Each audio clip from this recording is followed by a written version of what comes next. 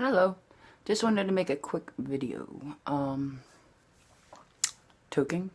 It's my morning routine before I get up and do all my chores and all my stuff that I need to do for the day. But anyway, I wanted to make a quick video. I really don't know how to say this because it's, I have mixed emotions on it. Corey Feldman is making a documentary. The name of it is The Rape of Two Coreys. I'm very happy that he is sharing his story. I'm very proud that he has the courage to talk about his story. As a survivor myself of child abuse, I know how terrifying and scary it can be to come out and talk to people about your abuse. So I'm going to start off saying that. I give him kudos. I give him props. I think that's amazing. Okay. So there. But what I don't find amazing is him talking about Corey Haim's story. Now, I understand that Judy asked him not to. Judy is Corey's mom. And I respect that. But my position isn't so much towards Judy and what she feels. No disrespect. My problem with everything with Corey doing the film is I analyze things. I'm an analytical person. I have always been that way. So, when I used to support Corey, I thought maybe this might be a good thing if he knew information about Haim. But then as I heard Judy and him talking, and I do acknowledge that sometimes kids don't tell their parents, so I'm not going to say that there isn't 100% possibility, because I know, especially when it comes to more than one predator, it gets a little embarrassing, and the child starts to, or even the grown-up starts to blame themselves, thinking that after the first one that you have a mark on your forehead, you know, and people are just coming to try to hurt you, and you start kind of blaming yourself. So I'm not going to even get into if there is or if there's possibly. But what I am going to say, as I started looking and analyzing Corey Haim's life and Feldman while they were together and stuff like that, and then I started paying attention to how Feldman would describe Haim, how he had him in his book, and this is my observations. And this is stuff that is subtle. You could tell people's actions. You can tell so much more from a person's actions than you can from the crap that comes out of their mouth, because we can say anything. So when you go back to the two Coreys, when the abuse was first originally aired, it was Haim who said it, not Feldman. Corey Haim said it. And when he said it, he was referring to Feldman being best friends with his abuser. Now, if you can take a moment to go back to that, I don't know exactly what episode, and I might be able to try to find it for my channel. You could see how condescending and how toxic Feldman was to Haim. I mean, toxic. You could feel basically Haim's pain, like, radiating through the TV. So that's one. And then if you continue to watch the two Coreys, you see how condescending and manipulative Feldman was to Haim the whole time. Haim wasn't even doing drugs, and Feldman made it portray like that, because he was trying to maintain sobriety on that show.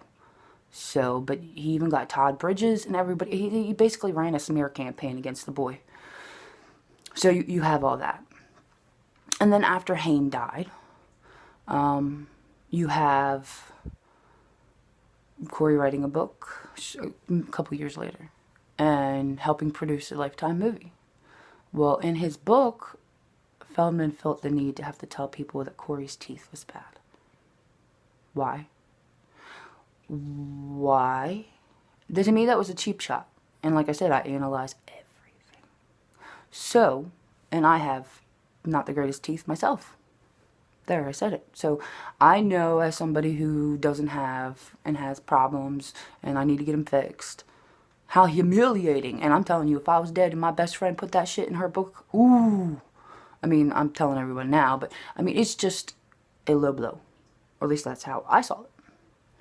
Then you go over to The Rape of the Two Coreys. And I know Feldman helped direct that. and it seemed very condescending.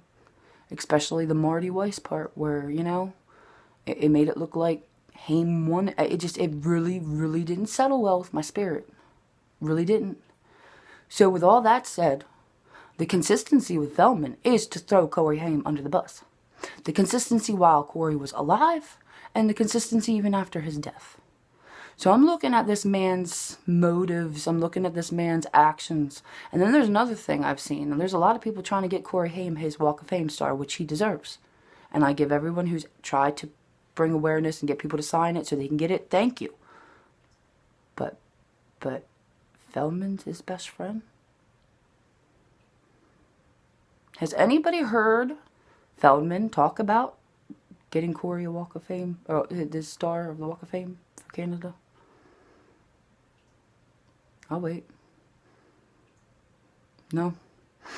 Crickets from Feldman's camp. So when it comes to uplifting Haim, when it comes to honoring his friend in a positive light, he ain't doing it. Okay? So I'm not going to sit there and talk about this, that, and the third, or bash Corey in any certain sense of the manner. He and his actions are speaking loud, people. It's speaking loud. I'm telling you, I have a best friend. And if somebody raped her, and she wanted me to do what Corey Feldman did, I wouldn't just be talking about that. I would be honoring her life, her existence, her spirit. If she was a celebrity like Corey Haim, I would be petitioning. I would be telling people, this is my best friend. She was amazing. He was amazing. He deserves this. And I'd be fighting for honoring his memory, or her in memory. My best friend's a girl. And you don't see that. But yet, he feels the need that he has to tell Corey Haim's story. And I get that to a sense. But the rest of his actions are not consistent to somebody who legitimately gives a crap about Haim. You got to pay attention. Just pay attention. He even said that Corey Haim committed suicide on a video to try to get the statute of limitations dropped in New York. Like, who in the hell forgets how their best friend died? Who in the hell is going to say their best friend committed suicide when it was pneumonia? I've had a friend commit suicide. That shit's traumatic. Who in the hell is going to accidentally say that their friend committed suicide? It's a crock of shit. Who's going to forget how their best friend died? Maybe it wasn't your best friend, Feldman. Anyway, I just thought I'd jump on here and put on some of my tidbits.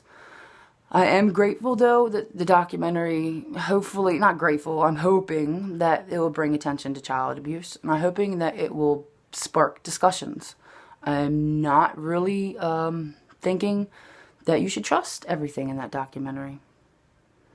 Take it with a grain of salt and pay attention. Just pay attention to Corey's actions. Don't listen to his words. Pay attention. Pay attention to his actions after this movie's released. Pay attention to his actions for the next couple years. Because I'm guaranteeing you, I don't have to say nothing. I don't have to say nothing. Just watch Corey's actions. And he'll tell on himself. But anyway, I just wanted to put that out there. And no, I'm not bashing him or silencing him. I am 1,000%. And if you see me on Twitter, it's HeatherBoggs1 on Twitter.